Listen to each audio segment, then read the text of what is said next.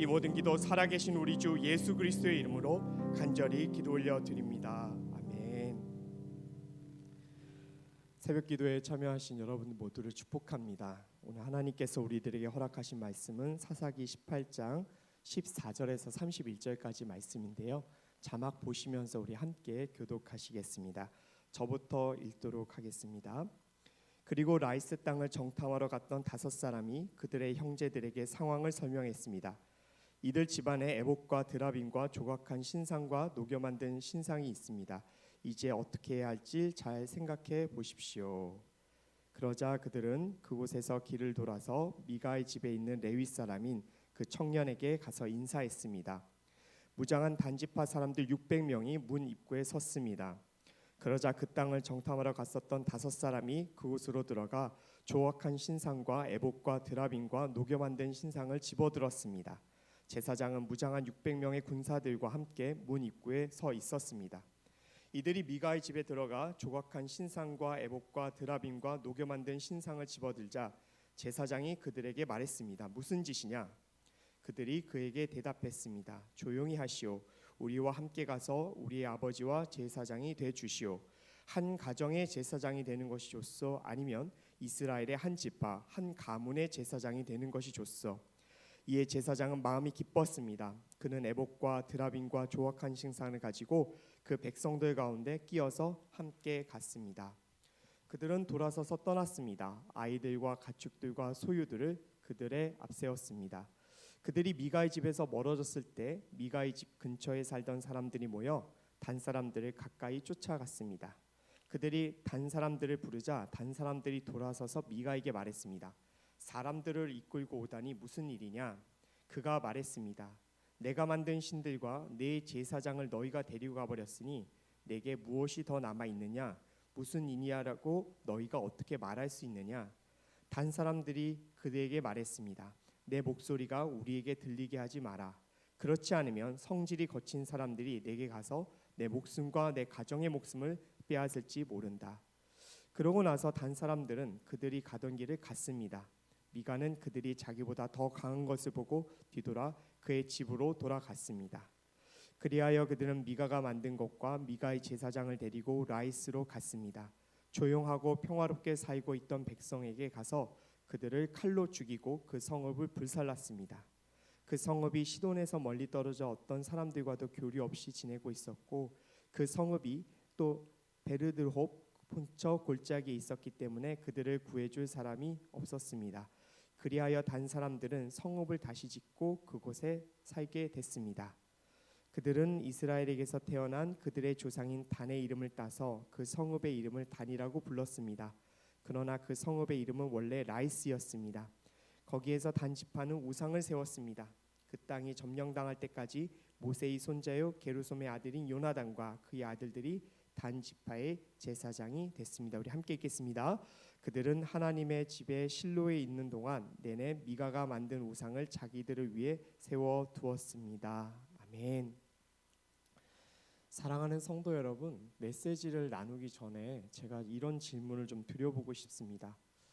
혹시 모세 오경과 여호수아서 그다음에 사사기 등을 읽으면서 혹시 그 하나님께서 진멸하라고 말씀하신 가나안 족속들의 일상의 삶에 대해서 한번 궁금해 보신 적이 있으십니까? 물론 성경에서는요, 주님께서 가증히 여기는 그들의 죄악에 대해서 상세하게 기록을 해놓았습니다. 그렇기 때문에 어느 정도는 저희가 그 말씀들을 통해서 가나안 족속들의 그 일상의 삶에 대해서 어느 정도 유추해 볼 수는 있을 것입니다. 하지만 직접적으로 성경에서 하나님께서 진멸하라고 말씀하신 그 가나안 족속들의 삶에 대해서 우리가 자세히 알기는 어렵습니다. 왜냐하면 성경의 주인공은 바로 하나님과 그의 백성들이기 때문에 그렇습니다. 그런데 오늘 사사기 본문을 제가 묵상하면서 들었던 마음은 이렇게 굳이 그 가나안 족속들의 일상의 삶을 알기 위해서 성경 또 그 이외의 더 여러 문서들을 파고들 필요가 없겠구나. 왜 그러냐면 오늘의 말씀을 읽어보면 하나님의 백성들이었지만 말씀을 잃어버리고 그냥 가나안 땅에서 살아가고 있는 그 이스라엘 백성들의 삶을 보면 타락한 가나안 족속들의 삶과 별반 다를 것이 없다라고 생각이 들었기 때문에 그렇습니다. 여러분, 어쩌면 오늘 저희가 보는 말씀을 이렇게 가만히 묵상해 보면 말씀을 잃어버린 민족, 말씀을 아예 알지 못하는 그 가나안 족속들의 삶이 어떠했겠구나 여러분들이 보고 깨달을 것 같습니다. 자, 그러면 말씀을 잃어버리고 살아가는 단지파의 삶을 우리 보길 원합니다. 14절부터 16절 말씀인데요, 제가 읽겠습니다. 그리고 라이스 땅을 정탐하러 갔던 사람 5사람이 그들의 형제들에게 상황을 설명했습니다. 이들 집안에 에봇과 드라빔과 조악한 신상과 녹여 만든 신상이 있습니다. 이제 어떻게 해야 할지 잘 생각해 보십시오. 그러자 그들은 그곳에서 길을 돌아서 미가의 집에 있는 레위 사람인 그 청년에게 가서 인사했습니다. 무장한 단지파 사람들 600명이 문 입구에 서 있었습니다. 주의 말씀을 잃어버린 민족, 주의 말씀을 잊어버린 사람의 가장 큰 특징이 무엇일까? 그의 삶 속에서 보이는 가장 두드러진 어떤 모습은 무엇일까? 저는 그 모습을 우상이라고 말씀을 드리고 싶습니다. 주의 말씀을 알지 못하니까 그 민족과 그의 심령 가운데 하나님이 있어야 할 곳에 바로 우상이 들어 앉아 있는 것이죠. 그 우상이 그 중심에 있고 나중에는 그 우상이 그 민족과 그 사람의 중심이 되어 갑니다. 근데 여러분, 이 우상이요, 우리의 마음을 처음부터 사로잡는 것이 아닙니다. 이 우상이 하나님의 말씀을 모르는 사람과 그 민족을 한 번에 휘어잡는 것이 아닙니다. 그 시작은 무엇인가? 바로 그 우상이요, 마음에 들어오는 것을 허락하는 그 시점부터 시작이 되는 것입니다. 아주 잠깐이지만 마음에 두기 시작하는 바로 그 순간부터 우상은 우리의 인생을, 우리 그 민족을 사로잡기 시작합니다. 자, 14절 말씀을 보면요, 라이스 땅을 정탐하는 과정 가운데 미가의 제사장을 만났던 단지파 5사람이 그들 형제들에게 뭐라고 지금 이야기를 하죠? 자, 미가 집에 우상이 있는데 그것들을 어떻게 해야 할지 잘 생각해 보시오라고 이렇게 그 형제들에게 말합니다. 한마디로 무엇인가? 자, 우리가 라이스 땅을 지금 이제 차지하러 전쟁을 하러 떠났는데 그 우상들을 취하고 우리가 그 우상들을 섬기면 이 전쟁이 잘 될 것이요. 그러니까 한마디로 그 우상을 차지해라라고 이렇게 지금 형제들에게 권면하는 것입니다. 결국 이 말은 무엇인가? 그 5사람들의 마음 가운데는 이미 그 우상이 있었던 거예요. 미가의 집에서 보았던 그 우상이 가슴속에 계속 남아 있었고 그 우상을 가슴에 둔 상태로 자신의 백성들에게 돌아가고 결국에는 그 마음에 둔 것으로 그 백성들 전체를 지금 유혹하고 있는 것입니다. 사랑하는 여러분, 우상 숭배의 시작은 바로 이겁니다. 바로 우상을 마음에 두면서부터 시작되는 것이죠. 잠시라도 그 우상을 마음에 두면 정말 이 단지파 5사람과 같이 정말 우상에게 사로잡히기 시작하는 것입니다. 그리고 이것은요, 공동체 전체에 영향을 주기 시작합니다. 그 5사람이 우상을 마음에 두자 600명과 그 장정들의 가족들 전체를 바로 우상의 유혹에 빠뜨리게 되는 것이지요. 여러분, 우상이라는 게 무엇입니까?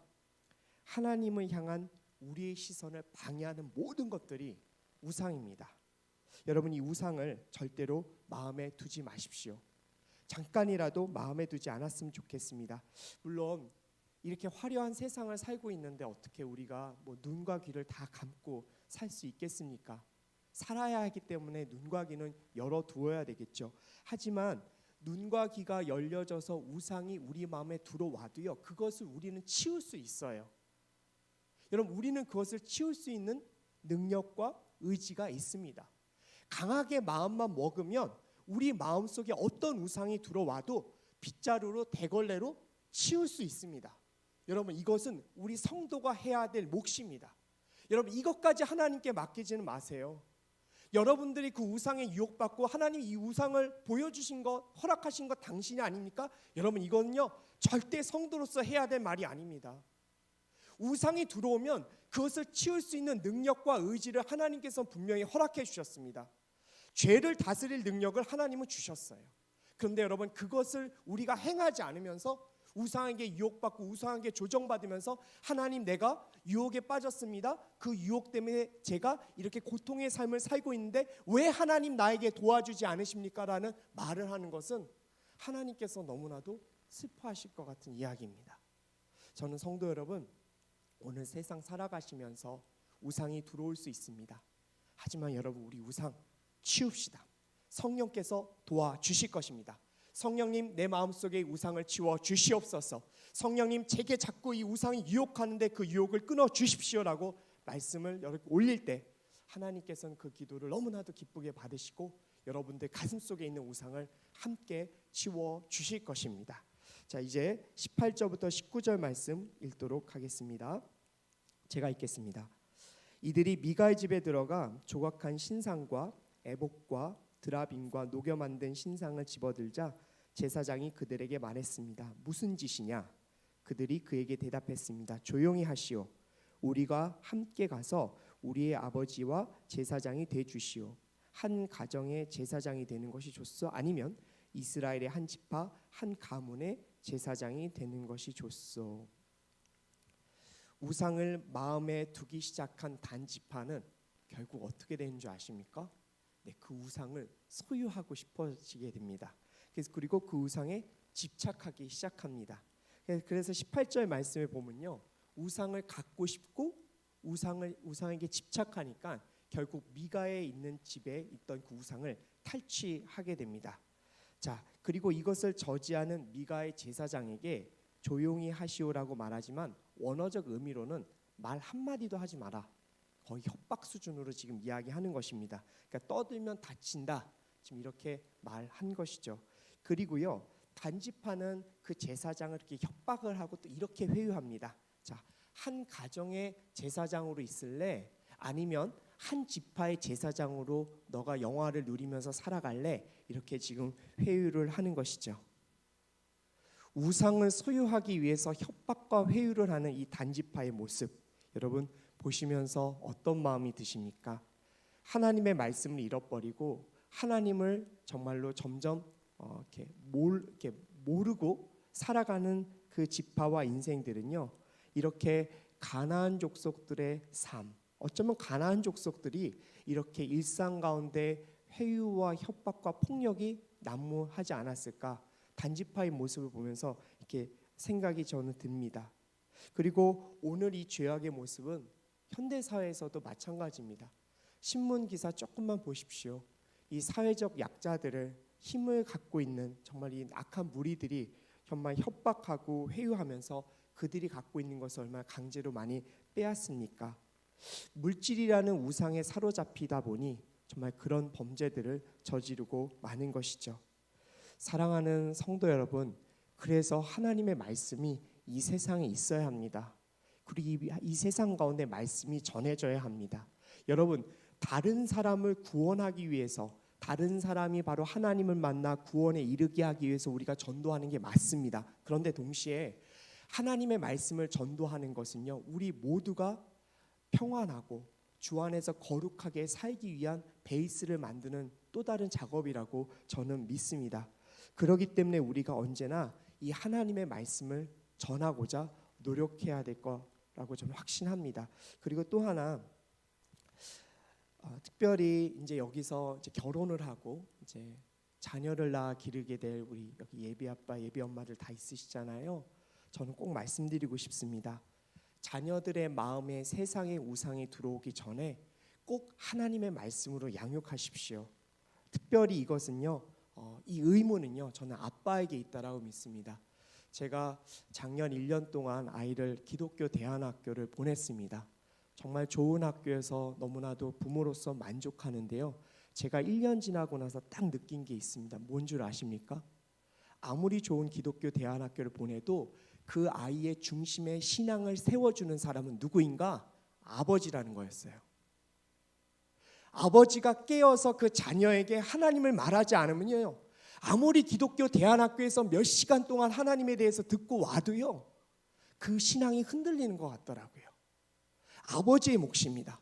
아버지가 자녀에게 하나님을 말하고 말씀을 들려주고 네가 어떻게 살아야 되는 것을 아무리 어린 6살, 7살 아이한테도 계속 들려줘야 아버지의 하나님을 아이가 만나고 따라갈 수 있다는 사실을 제가 작년 1년을 보내고 나서 느꼈습니다.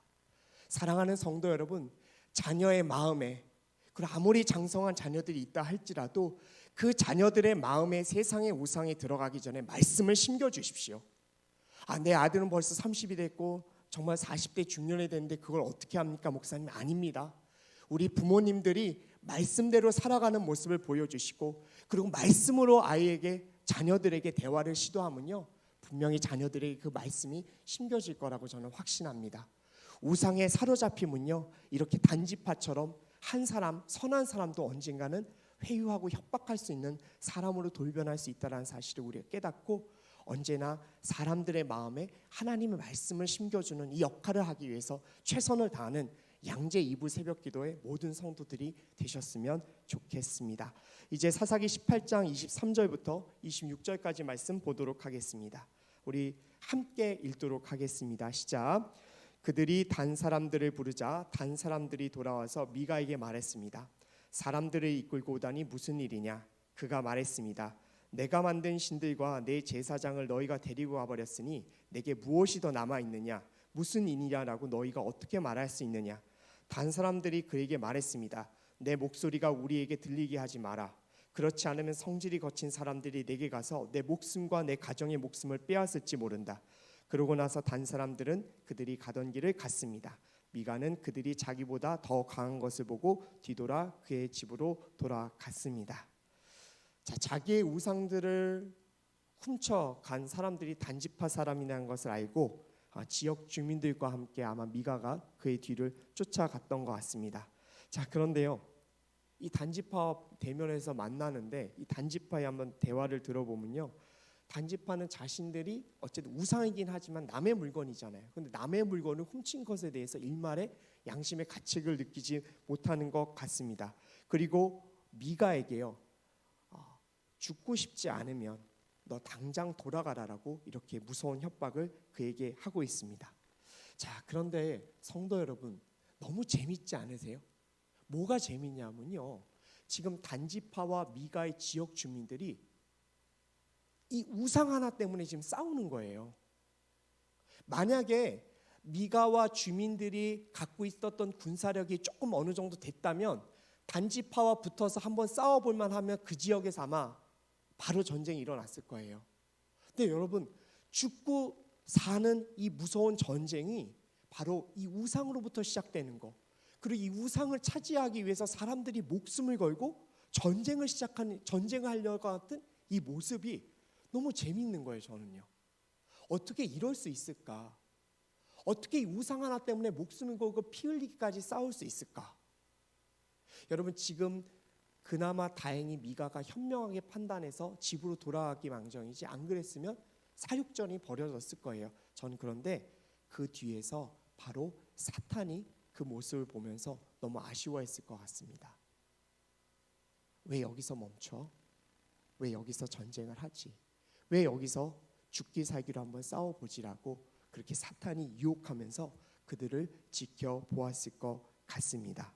사랑하는 여러분, 우상을 소유하는 그 시점부터 시작되는 게 무엇인지 아십니까? 우상의 조종이 시작됩니다.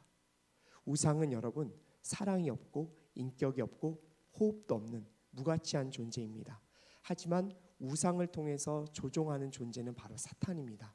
이 사탄은 우상을 소유한 사람들끼리 분쟁을 일으키고 다툼을 일으키게 만들려고 합니다. 저는 여러분, 오늘 이 사실을 통해서 절대 우리 마음속에서 우상이 우리를 사로잡지 못하도록 우리가 늘 깨어 있었으면 좋겠습니다. 오늘 한번 여러분들이 기도하시면서 하나님, 제 안에 있는 우상은 무엇입니까? 보여주십시오. 하나님, 제가 오늘 그 우상을 치우길 원합니다라고 간절히 고백하실 때 하나님께서 여러분들의 안에 있는 그 우상, 그 교묘하게 숨겨져 있는 우상을 보게 하시고 분명히 치울 수 있도록 여러분들 모두를 이끌어 주실 것입니다. 마지막 말씀 읽도록 하겠습니다. 27절 말씀입니다. 그리하여 그들은 미가가 만든 것과 미가의 제사장을 데리고 라이스로 갔습니다. 조용하고 평화롭게 살고 있던 백성에게 가서 그들을 칼로 죽이고 그 성읍을 불살랐습니다. 자, 단지파는 하나님께서 주신 기업을 포기합니다. 그 기업에 있었던 이방 민족이 너무 강하다고 판단했던지 손쉽게 점령할 수 있는 라이스 땅을 점령합니다. 하지만 라이스 땅은 하나님께서 주신 땅이 아닙니다. 그래서 그들은 어쩌면 무고한 가나안 주민들을 살육하고 그 땅을 차지하는 범죄를 일으키죠. 그래서 여러분 29절 말씀에서요, 이 사사기의 저자가 그 성읍의 이름은 원래 라이스였다라고 이렇게 꼭 명시한 이유는 바로 그 땅은 라이스 사람들의 땅이었는데 단지파 사람들이 불법으로 취했다라는 것을 꼬집기 위해서 적은 말인지도 모르겠습니다. 우상을 섬기는 자들의 특징이 있습니다. 뭔 줄 아십니까? 우상이 인격이 없기 때문에 그들은 인격이 없는 짓들을 할 수 있다라는 것입니다. 우상이 원하니까 그것으로 정당하고 합리화할 수 있는 것이죠. 그래서 최근에 이렇게 기사들을 읽다 보면요, 이 무당들이 병에 걸린 뭐 이렇게 사람들을 치유한다라고 이렇게 정말로 이렇게 구술하다가 이렇게 사람들을 안타깝게도 죽음에 이르게 하는 일들이 가끔 기사에 나오잖아요. 그 왜 그럴까? 고통스러워하는 사람들을 보면서 왜 그들이 그런 일들을 멈추지 못할까? 어쩌면 우상을 섬기기 때문에 그런 일들을 그냥 가감없이 행하는 것이라고 저는 판단이 됩니다.